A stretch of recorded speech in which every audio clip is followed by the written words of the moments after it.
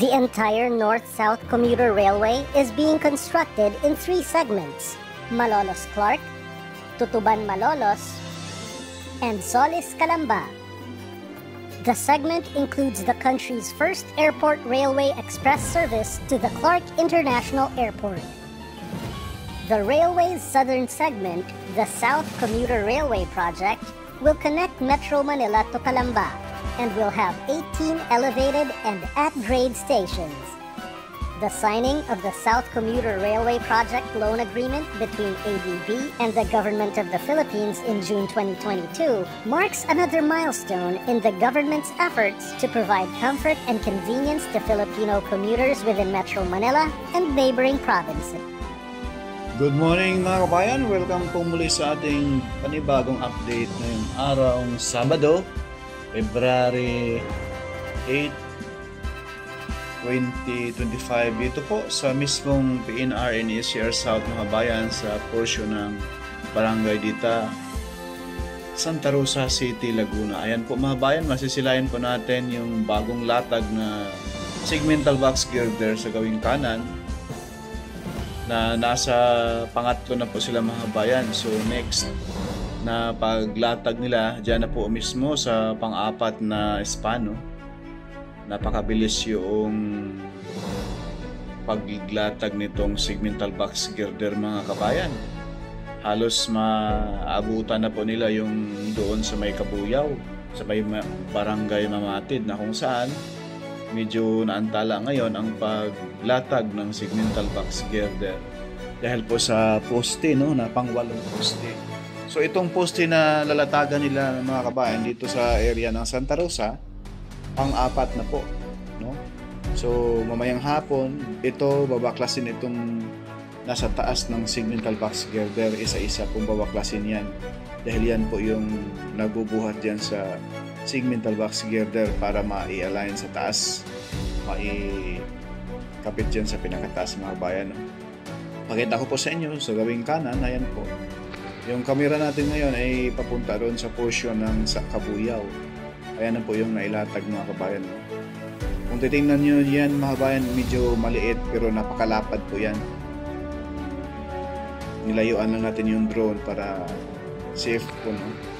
Yung mga nagtrabaho dyan, baka sasabit yung drone natin dyan sa LG, sa launching gantry, no? Mahirap na. Tayo po yung magka-post ng naman po, in Jesus name. So itong ating kamera ngayon mga bayan, approaching sa may Kabuyaw mismo. So ayan po, may ilog dito. Yan po yung boundary ng Kabuyaw at Santa Rosa. Ayan sa baba natin, ilog po yan dyan, kung saan sana po ay dating punong-puno po ng basura dyan sa baba mga kabayan. Sana po ay maaksyonan po yan ng City of Kabuyaw, ano? Ayan po dito sa may crossing na yan mga kabayan, yung pakaliwa papuntang Bigaa, Kabuyaw. So dyan sa mismong kanto ay mayroon na rin pong poste dyan na naitayo. So dito banda na side, may mga board pile na yan lahat mga kabayan. Huhukayin na lang para sa pagtayo ng pinaka main poste. Kagaya niyan sa baba natin, nasilayan natin, yung may crane na yan. Ayan na po yung pinakaunang poste dyan sa gilid mismo ng old PNR station dito po sa Kabuyaw City mismo.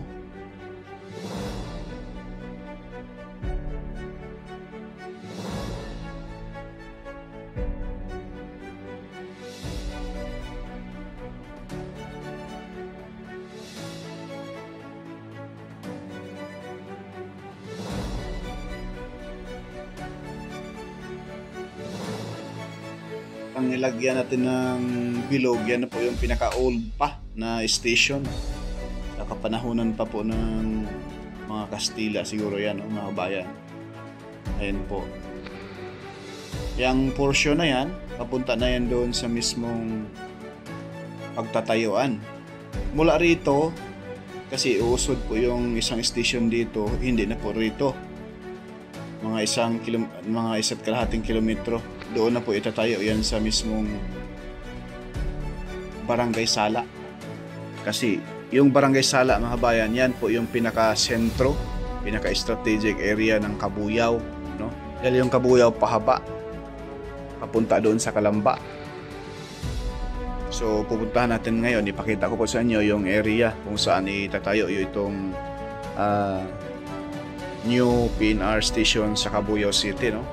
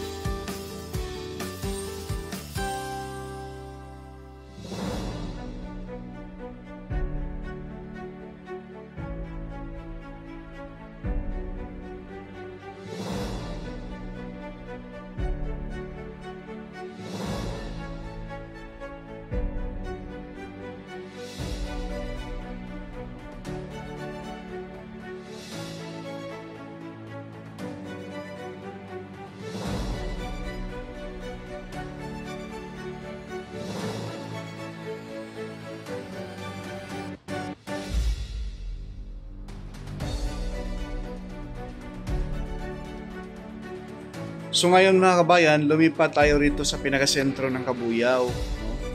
At yung ating kamera ngayon ay kaharap doon sa pinaka-old station. Ayan po mga kabayan, no? Lagyan tayo ng bilog. Ayan po mga kabayan, may bilog. So yung pangalawang bilog, yan na po yung launching gantry doon sa Santa Rosa, no? Kitang-kita natin. Pinataasan lang natin itong ating drone. Ayan po, sa bandang kaliwa, masisilayan natin yung Kabuyao, yung pinakasentro ng school dito sa Kabuyao, public schools, no? So, yan po, masisilayan ninyo mga bayan na napakaraming heavy equipment. Yan po ay nag-uhukay na yan sa mga board pile dyan. Buo dito sa Kabuyao mga bayan, may mga board pile na nakabaon. So, ngayon, hinuhukay na po ito. Dito po ito sa pinakasentro ng Cabuyao City, Laguna. Ayan po. Dito sa baba mga bayan, masisilayan ninyo, ayan po yung equipment dyan. Ayan po mga bayan. Dito sa areang ito mga bayan, may mga board pile na yan. No? Puhukayin nyo lang po yan dyan sa baba natin.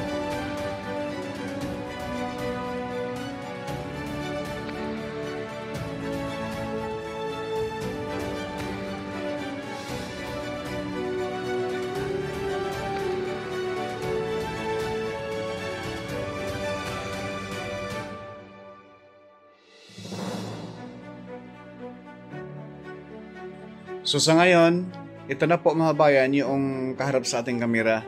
Diyan sa unahan mula rito mga 200 meters or 300 meters. Yan na po yung mismong pagtatayuan ng new Kabuyaw PNR Station. Elevated na po dyan sa taas mga bayan. Maya konti, ilapit natin yung drone, zoom natin. Dahil dito sa area mga bayan ay may mga nagpupula yung ating drone. Mahirap na, kaya bakit kaya ganoon. Ayan sa unahan mga bayan, itong area ito. Pakita ko sa inyo ha. Ayan yung bakanting luti na ayan. Ayan na po yung Mitsubishi, pero pupuntahan natin, ipakita natin doon, lapitan natin yan doon mga kabayan. Itong area na ito mga bayan, yan na po yung area. Dahil dyan sa gilid mga bayan, mayroong ginawang kalsada. Yan po ay papuntang highway na po yan, service road. Agos doon sa may malapit sa Nestle Philippines, dito po sa Cabuyao City, Laguna. May kalsada na yan na sementado na, agos doon sa mismong highway, sa may Maharlika Highway, no? Ngayon pa lang ginawaan na nila ng kalsada, konkreto, dati rough road pa, ngayon sementado na. Kumbaga naka-ready na po yan mga bayan. Kaya salamat din po sa local government ng Cabuyao City, Laguna. At masislayan natin yung malayo. Yan na po yung Mount Makiling, kung saan hindi nagpakita dahil sa masama yung panahon, maulap, no? Ayan po, makikita natin itong portion ng area ng Cabuyao mga bayan na dati ay palayan pa yan dyan sa area na yan. Sa ngayon, tagtad na ng bahay yan mga bayan. Lalo pa ngayon, lalo pang since itong Cabuyao, alam naman natin, ang Cabuyao ay talagang ang yaman ng mga malalaking pabrika, no? International. So ito na po mga bayan, dito po itatayo yung area na ito, yung bagong Cabuyao PNR Station.